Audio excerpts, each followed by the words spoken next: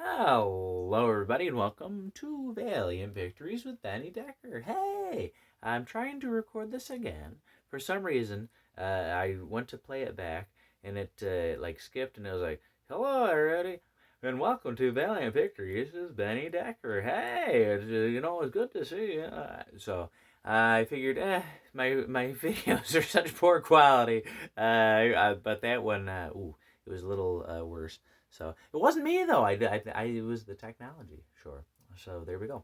We're gonna take a look at Exo Manowar. I figured I was gonna start with the zero issue. I know that publication wise, it was not the first issue, but even though they put it in this little editor's note too, that saying that yeah, it wasn't there, but it is the first story, so that's why they put it in the first there. So that's I'm gonna put it first too. And I thought about doing it out of the actual issue itself, but I thought it was nicer, on the wall as a background. So there we go. I compared the coloring. It seemed like it was pretty much the same. The only difference, this paper is a little glossier. You can see, ooh, maybe it would have been better if I used that one. And this one was more paper-y, if that's a word, if that describes it very well. Ooh, maybe I should do the video over again. Ooh, I don't know. Let's try it out. So here we go. We're starting out 10,000 years ago on a planet beyond the boundaries of the Milky Way. Yeah, and something cool about this issue, there's a lot of pages without much dialogue. There's just the little caption box, but not a whole lot of dialogue there. And yeah, it's going through. I'm trying to not get the glare on there. It's going through and showing what I assume to be like either worshiping or some sort of ritual with the spider aliens, and I'm assuming what gives them Shanhara, just based on what I know from the VEI EXO. But we get to the title page, Retribution Prologue. And in the other one, I tried to read the credits from the beginning, but in this book, they list them like kind of weird. And I was like jumping all around, and wait a minute. There was a name that, let me see. I'll see if I can say it this time. I said, I didn't bother practicing, and then I didn't practice this time either. So the writers, Bob Layton and George Gonzalez. Joe Quesada is penciler. John Sobelero. There we go. That was the name I wasn't sure how to say. You can let me know down in the comments how poorly I butchered that. He was the colorist. Jimmy Palmiotti is the inker, and Bob Layton, editor-in-chief. So there we go. So yeah, lots of very vibrant colors, lots of detail in the art. You can see the alien planet there with the spidery aliens there clipping along. I like how their feeties are just on the bottom going along there.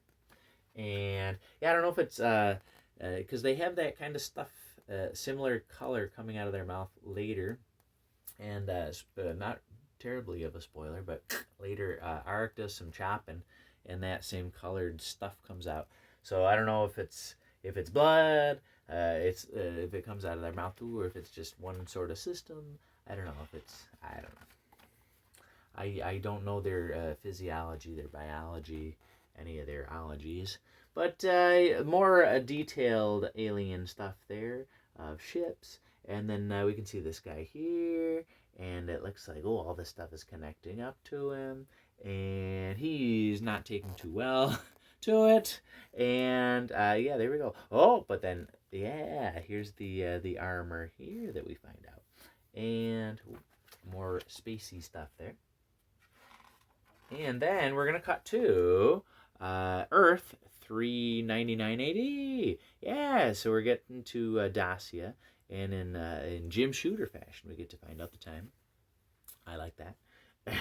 And then we meet a young Arik of Dacia and his father, Rolf, who is making a sword to kill some Romans. He's saying, some people, they use their Roman stuff. I make my own because I'm no small timer. So then they hear, help, help. Oh, Inga. And then they're rushing out. And speak of the Romans there. There they are. They're here to sack the encampment there. And looks like some unintended encounters happening there. And I like this panel here. So you can see in silhouette that Rolf is taking care of the Roman attacker there. And yeah, this is another cool page here. So yeah, lots of panels, and I just an artistic choice, but slightly odd. Everybody's, well, not everybody, but they have like these stringy white things. Like you gotta go get a drink of water or something and clear your mouth. I don't know. Yeah, just it was sort of, or like they're chewing gum. It was just sort of a weird thing for me. But so anyway, Arik is seeing the Roman soldier cut off his father's head. He throws the sword. He throws the head there, and yeah, that's probably going to affect Arik's childhood. And Arik's picking up the sword and dispatching the soldier there. And he's saying, "Roman pigs, I'll kill you all." And then we're time jumping to 408 AD. So if the math checks out, is that 9 years, I think? So there we go. So Arik is quite beefy and strong now. And he's got his friend Gafty there. And they're supposed to go out and ransack and look for some supplies from the Romans. And Arik's saying, oh, well, well, how about we go get some gold? And Gafty's like, oh, it's not what we were supposed to do. And, Ark said, well, you can buy supplies with the gold. And go, oh, well, yeah, the math checks out. So inside the temple there is this Roman, and he's got a slave girl there. And we find out that he is not pleased because she's a pagan and spreading her pagan religion. So he is going to try to have her killed until Arik comes in and stabs that guy. And he's got more of the stuff there. But so Arik to the rescue, and he decides he's going to take the slave girl with him. And he said, "Oh yeah, you look a lot better than the ladies back at my camp, so you're coming with me." And that evening, oh yeah, you better not think about trying to escape and getting away. You're mine now. And Deidre, we find out, she goes, "No, I've been praying. I've been wanting to get away. You've saved my life. I owe you everything. Why would I? Oh no, I'm all yours." And oh yeah, well, I've got one idea then, beautiful. Can you feel the love? And then there's some smoke and a shooting star. How romantic. And some weeks later, they're gonna get married. And Arik is saying, well, my God was the Roman God. I don't like anything Roman, so if your God brought us together, then there we go. I'll drink to that. He's doing the preschool thing. All the preschoolers, they love to use their sleeves to clean their face. But anyway, several months later, Arik and Gafty are out at night on a patrol, and they see a light. Oh, it must be demons. There's demons there. And Arik's not afraid. He's leaping out, slicing them there. So you can say, oh yeah, lots of that green, bloody kind of stuff there.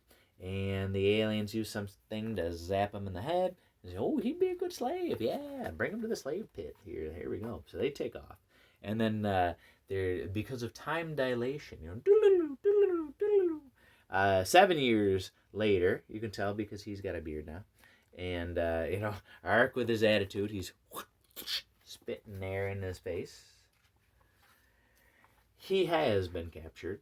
And, so I don't know if it's like blood or spit, or they just have one kind of liquid, or it's just all happens to be the same color, but they're putting it right into his mouth.